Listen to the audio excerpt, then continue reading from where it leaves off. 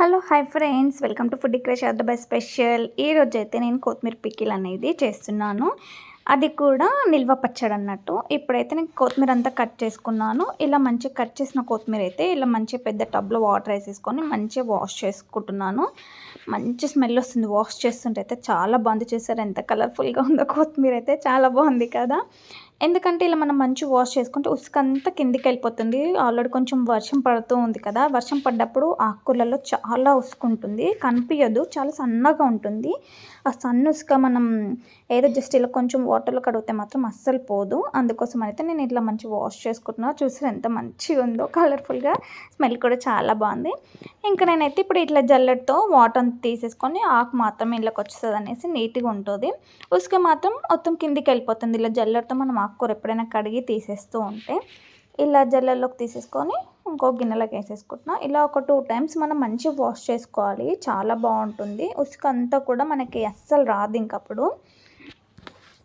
అలాగే మా హస్బెండ్కి చూడంగానే చాలా బాగా నచ్చిందంట కొత్తిమీర అయితే, అందుకే తీసుకొని వచ్చారు. నేను అదే అన్న, వర్షం లేని టైంలో తేలేదు, ఇలాంటి టైంలో తెచ్చాను. చూసారా వాటర్ అంతా ఎలా అయిపోయాయో, ఎంత చేంజ్ అయిపోయాయో. ఇప్పుడు వాటర్ అంతా మనం తీసేసి ఉసుక ఎలా వచ్చిందో కింద అనేది చూపిస్తాను, చూసేయండి. ఇప్పుడు ఈ వాటర్ అయితే ఇంకా నేను వంపేస్తున్నాను. చూసారా ఎంత ఉసుక వచ్చిందో, సన్నగా మొత్తం మట్టిలాగే ఉంది, ఉసుకలు అక్కడ కాదు, అంత ఉసుక వచ్చింది. ఇంకా ఇప్పుడు ఈ ఉసుక అంతా తీసేసి మళ్ళీ టబ్ అంతా క్లీన్ చేసుకొని మళ్ళీ ఫ్రెష్ వాటర్ పట్టి మళ్ళీ ఒకసారి కడుగుతున్నాను. ఇలా మంచిగా వాష్ చేసేసుకోవాలి. ఎందుకంటే మంచిగా ఎంత కష్టపడి చేసిన పికిల్, మనం పికిల్ అంతా రెడీ అయినాక తింటుంటే ఉసుకొచ్చిందనుకో, అబ్బా అనిపిస్తుంది కదా, చాలా బాధేస్తుంది. అందుకోసమని చేసేటప్పుడే కొంచెం మనం ఓపికతో పేషెన్స్ చేసుకుంటే చాలా బెటర్ అని. ఇంకా ఇంట్లో వాళ్ళతో కూడా మనకు తిట్లు అనేది ఉండవు.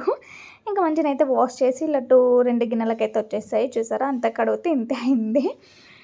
ఇంకా ఇప్పుడు దీన్నైతే మంచి కాటన్ ఒక దుప్పట్ట తీసేసుకొని దుప్పట్లో మంచిగా కొత్తిమీర అంతా కూడా ఆరపెడుతున్నాను. ఇలా ఒక 2 అవర్స్ 3 అవర్స్ మనం ఫ్యాన్ వేసి పెట్టామంటే మంచిగా ఆరిపోతుంది, డ్రై అయిపోతుంది, వాటర్ మొత్తము ఏం లేకుంటే వెళ్ళిపోతుంది అన్నట్టు. అప్పుడు మనం ఇంకా పికిల్కి ప్రిపేర్ అయిపోవచ్చు. ఇదంతా ఆరే లోపల మనం పికిల్కి ఏమేమి కావాలి ఏంటి అని అయితే నేను అవంతా ప్రాసెస్ అయితే చేసేసుకొని రెడీగా పెట్టుకుంటాను. ఇదైతే మంచిగా ఆరిపోతుంది. ఇంకా పికిల్ ఇలా ఆరపెట్టి చేస్తే ఏంటంటే 6 మంత్స్ ఉంటుందండి, కంపల్సరీ ఉంటుంది, అస్సలు పాడవ్వదు. ఇంత పెద్ద ప్రాసెస్ అని అనిపిస్తూ ఉంటుంది కదా నేను చూపిస్తుంటే. ఒకవేళ మీరు మాకు నిల్వ పచ్చక్కర్లేదు, జస్ట్ అప్పటికి ఇన్స్టెంట్గా చాలు అనుకుంటే ఇంత పెద్ద ప్రాసెస్ అనేది అయితే ఉండదు. ఇంకా నేను దానికోసం అయితే చింతపండు ఓన్లీ గుజ్జు మాత్రం తీసుకొని ఇట్లా మంచిగా బాయిల్ చేస్తున్నా. మంచిగా ఏంటంటే ఒక 2 నుంచి 3 టేబుల్ స్పూన్ ఆయిల్ వేసి బాయిల్ చేస్తున్నా. చింతపండు వాటర్ అంతా కూడా వెళ్ళిపోయి ఓన్లీ గుజ్జు మాత్రమే మంచిగా చిక్కగా ఉంటుంది. అప్పుడు తడి లేకుండా ఉండడం వల్ల ఏంటంటే పికిల్ అస్సలు పాడవదు. కొంచెం ఏంటంటే కొత్తిమీర అనేది కాడలతో సహా మనం వేసుకుంటాం కాబట్టి ఆ గుజ్జు వల్ల ఏంటంటే కొంచెం జ్యూస్గా మనకు కలుపుకోవడానికి కూడా టేస్ట్ కూడా చాలా బాగుంటుంది. అందుకోసమని నేను అలా గుజ్జు చేసుకుంటున్నాను. ఇంకా కొత్తిమీర అయితే ఒక కడాయిలో ఆయిల్ వేసేసుకొని ఇలా మంచిగా ఫ్రై చేయాలి. సిమ్లో పెట్టి చేయాలండి, హైలో అయితే అస్సలు పెట్టకూడదు. ఇంకా కొంచెం అలా వేగిన తర్వాత అయితే మనం అందులోకి లైట్గా మనం కొంచెం పసుపు అనేది యాడ్ చేసుకోవాలి. ఇలా పసుపు వేసి మళ్ళీ మంచిగా మిక్స్ చేసుకోవాలి ఫ్రెండ్స్. కొంచెం టైం తీసుకుంటుంది కానీ పచ్చడి మాత్రం ఏమైనా ఉంటుందో అంత టేస్టీగా ఉంటుంది తెలుసా, సూపర్ ఉంటుంది, చాలా బాగుంటుంది. ఇప్పుడైతే కొత్తిమీర అంతా మంచి ఫ్రై అయిపోయింది. ఇప్పుడు ఒక డిష్లోకి అయితే మనం తీసేసుకుందాం.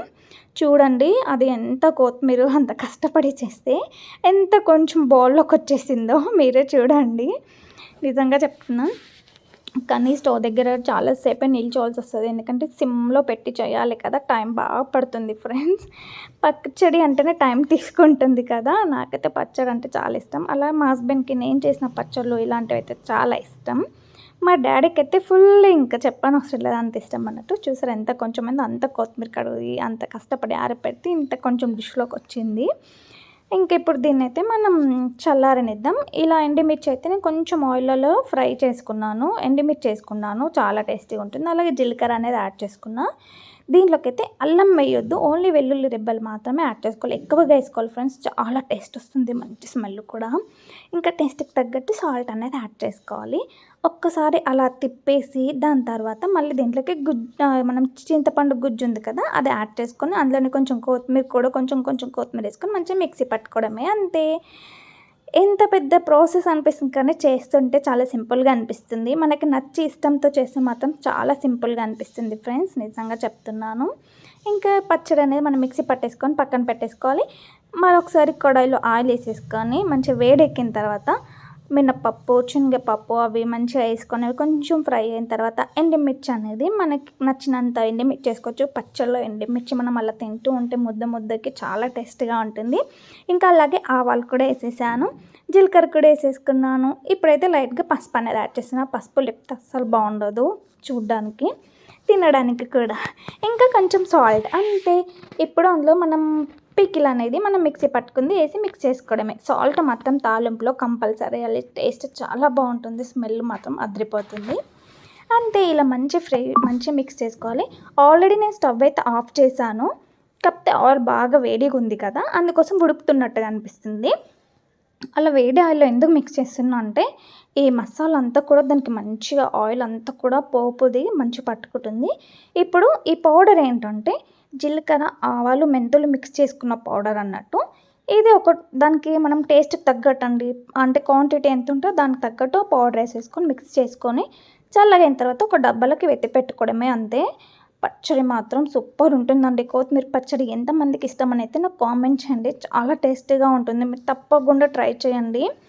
ఎంత టేస్టీగా ఉన్నది, సేమ్ మీరు బయట షాప్లో తెచ్చినట్టే ఉంటుంది. చూసారా, టోటల్గా అయితే కలర్ ఇలా వస్తుంది.